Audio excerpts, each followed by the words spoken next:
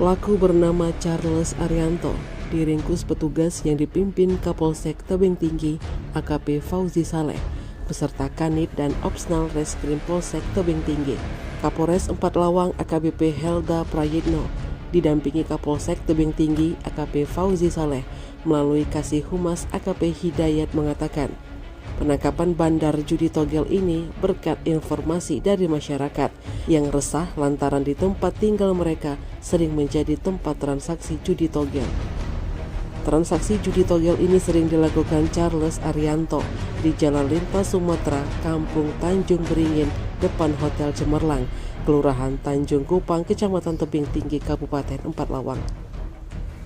Berdasarkan informasi dari warga unit Reskrim Polsek Tebing Tinggi yang dipimpin Kapolsek Tebing Tinggi AKP Fauzi Saleh dan Kanit Reskrim Ibda Tamson beserta anggota langsung melakukan penangkapan. Saat diciduk, Charles Arianto tak melakukan perlawanan. Selanjutnya pelaku dan barang bukti diamankan di Polsek Tebing Tinggi untuk dilakukan penyelidikan lebih lanjut. Tim Liputan Sumsel Update TV melaporkan.